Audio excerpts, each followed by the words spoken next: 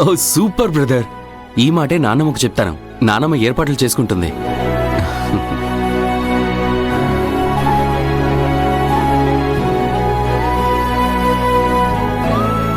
అయితే వర్ష జ్యోతి చెప్పింది నిజమేనన్నమాట. జ్యోతి, నీ మౌనం, నీ అండ వల్లే శ్రావ్య నా చేత 3 ముళ్ళు వేయించుకోవాలని, మెడలో పెళ్లిదండలు వేయించుకోవాలని కలలు కంటుంది.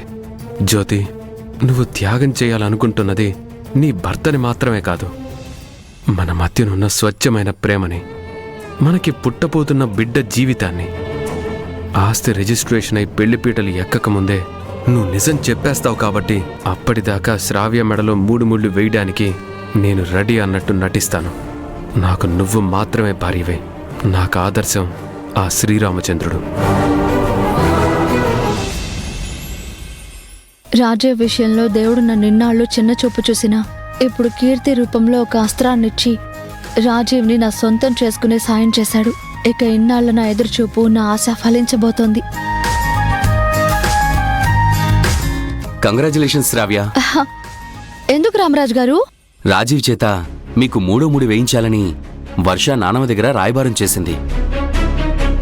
నా చెల్లెల్ని నా భర్త భారీగా చేసుకోవటం నాకేం భారం కాదని జ్యోతి వత్తాసు పలికింది. ఆ విషయాన్ని నేను రాజీవ్ దగ్గర మాట్లాడాను. మరి రాజీవ్ ఏమన్నాడు? మీ పెళ్లిలో నాకు 3 ముళ్ళు వేయడానికి ఒప్పుకున్నాడా? అది నాకు గుండెల్లో ముళ్ళు లాంటిదని పక్కకి తప్పుకున్నాడా? నా మనసుకి ఏ కష్టం లేదని, శ్రావ్యని 3వ ముడితో మళ్లీ పెళ్లి చేసుకోవడం ఇష్టమేనని చెప్పాడు. నిజమా? అవును. మా పెళ్లిలోనే మీ పెళ్లి కూడా జరగబోతుంది. Thank you Ramaraju, thank you so much. Thanks చెప్పాల్సింది, మీ ఆనందాన్ని పంచుకోవాల్సింది, అభినందనలు చెప్పించుకోవాల్సింది వర్షతో. దీనంతరికీ కారణం తనే. తనకి ఎలా చెప్పాలో అలా చెప్తాను. వస్తాను.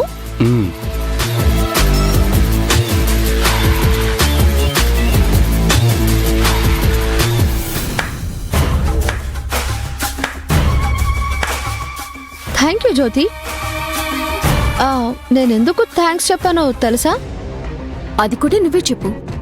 నువ్వు నీ కోసం దించిన అమ్మాయిని అడ్డు పెట్టుకుని నాకు అనుకూలంగా మార్చుకుని రాజీవ్కి జ్యోతి మీద, అంటే నీ మీద అసహ్యం పుట్టేలా చేసి నాకు 3వ ముడి వేయడానికి సిద్ధమయ్యేలా చేశాను.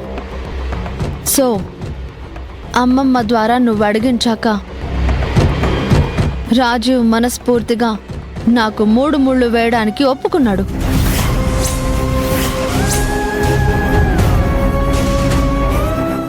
దొరబాబు ఒప్పుకున్నాడన్నమాట.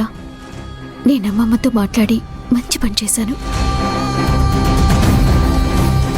ఇక్కడ వర్షాల అడుగు పెట్టిన తప్పు నుంచి తప్పించుకోవడానికి నువ్వు రప్పించిన అమ్మాయి వల్ల రాజీవ్ నన్ను భార్యగా ఒప్పుకోవడానికి రూట్ క్లియర్ అయింది. రాజీవ్ నా మెళ్ళో 3వ ముడి వేసిన మరుక్షణం నుంచి నా చేతిలో నీకు మూడిందని గుర్తుపెట్టుకో. ఎలా అయితే ఏముంది శ్రావ్య, నేను చేసిన పని నీకు మంచి చేసింది కదా. నువ్వు హ్యాపీనే కదా? ఏయ్, అదేదో నువ్వు నాకు ముష్టి వేసినట్టు మాట్లాడతావేంటి?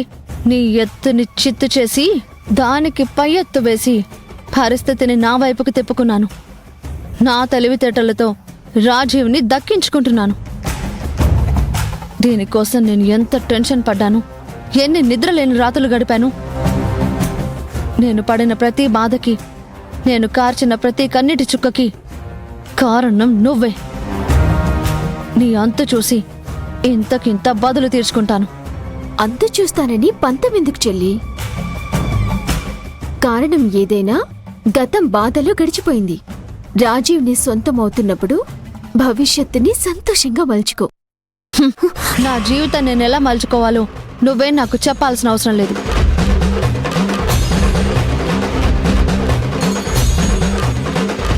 మీ ఇద్దరినీ దగ్గర చేయటానికే నేనప్పుడు దొరబాబుకి దూరం అయ్యాను. ఇప్పుడు కూడా నా భర్తతో నీకు 3వ ముడి వేయించి తనని నీ సొంతం చేయాలని నా ప్రయత్నం. ఇది అక్కగా నా చెల్లెలికి నేనిస్తున్న బహుమానం.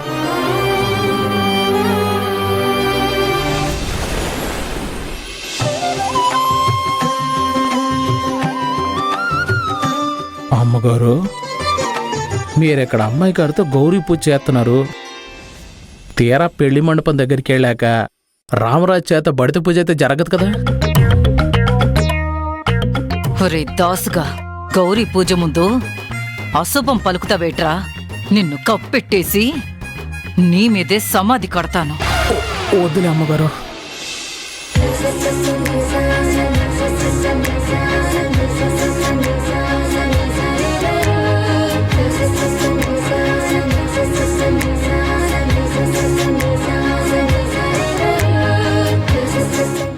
ఎట్టగున్నానమ్మా? నిన్నెలా పెళ్లి కూతుర్లా చూస్తుంటే నా మనసు సంతోషంతో నిండిపోతుందే మీనాచి. మహాలక్ష్మిలా ఉన్నావు. నాదిష్టే తగిలేలా ఉందే మీనాచి. ఉండు.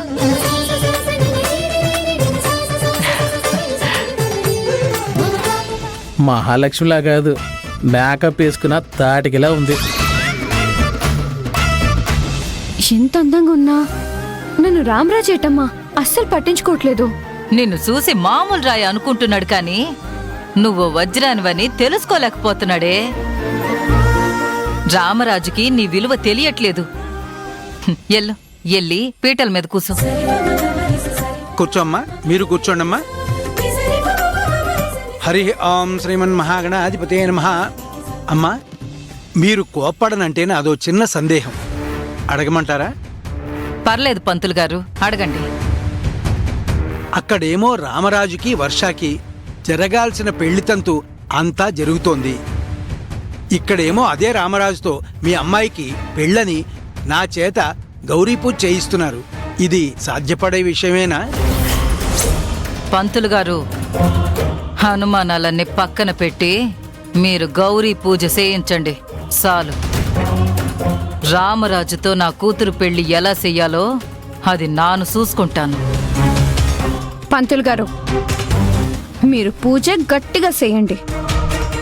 పెళ్లి గురించి ఏటైనా తేడా వచ్చిందో పంతులని కూడా చూడకుండా తాట తీస్తాను. మంచిగా మంత్రాలు చదవండి. అలాగేనమ్మా. హరి ఓం శ్రీమన్ మహాగణాధిపతే నమః.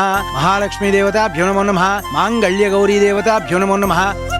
అమ్మ గౌరీదేవి, ఏ ఆటంకం లేకుండా రామరాజుతో నా పెళ్లి జరిగేలా దీవించు. ఓం కేశవాయ నమః. ఓం నారాయణాయ నమః. ఓం మాధవాయ నమః. ఓం శ్రీకృష్ణ పరబ్రహ్మణే నమో నమః. ఓం గణానాన్త్వా గణపతికుం హవామహే కవిం కవీనాముపమస్రవస్తవం జ్యేష్ఠరాజం బ్రహ్మణాం బ్రహ్మణస్పదాన శృణ్వన్నోతు విశ్రీదసాదనం. అమ్మా, అమ్మవారికి నమస్కారం చేసుకుని సంకల్పం చెప్పుకోండమ్మా. గౌరీదేవి, వర్ష చావు వృధా పోకూడదని నేను పెళ్లి కూతురులా అలంకరించుకున్నాను. అనాథాశ్రమం అన్యాయం కాకూడదని ధర్మానికి విరుద్ధంగా ప్రవర్తించి నేను పెళ్లి చేసుకుంటున్నట్టు వీళ్ళందరినీ నమ్మించాను.